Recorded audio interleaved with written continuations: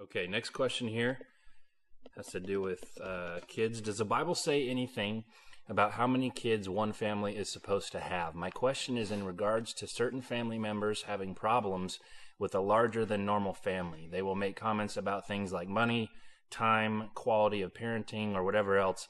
It's almost as if they are offended by it. Are there any verses that comment on this topic? Yeah, be fruitful and multiply. Go out and fill the earth. That's the only verse that I know about.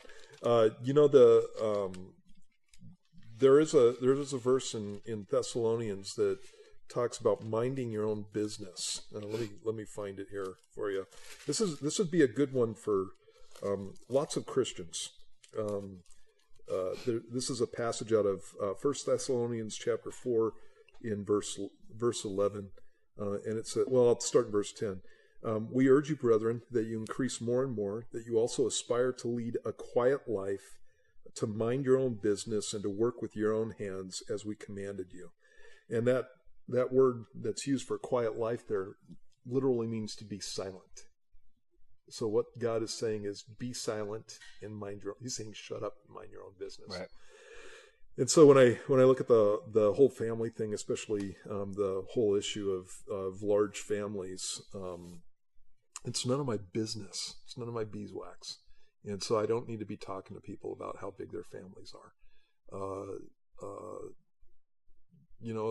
Like I said before, the only verses that talk about population control and that kind of stuff don't talk about population control. Talks about being fruitful and multiplying and filling the earth. I think that we need to be wise with our families. Obviously, you don't want to breed a bunch of little rugrats and you can't feed them. And so I think there's some wisdom that needs to be put there. But otherwise, I like big families. I would have had 10 kids if I could. I only had 2. We just barely replaced ourselves. So I only have 2, but I would have went for 10. And so when I see big families, I think it's hilarious, and I think it's pretty fun, and I like that stuff. So, but I just don't get in people's business. I like the idea of a big family. Like my idea is at Christmas time, you're an old man, and you have like 3 or 4 generations and all these kids around, the tree and stuff.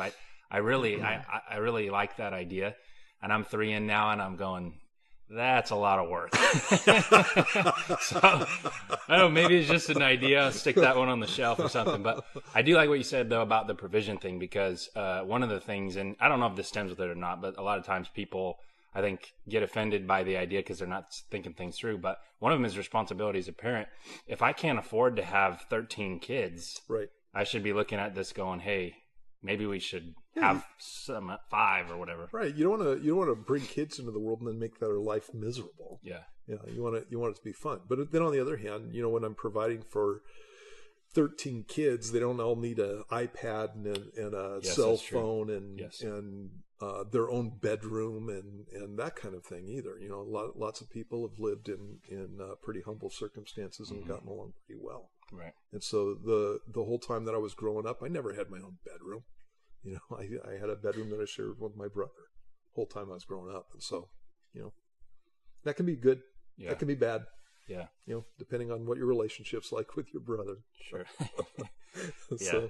You definitely are going to get patience and sharing stuff like that, or you're not. Yeah, for sure. You're going to want to be alone for the rest of your life.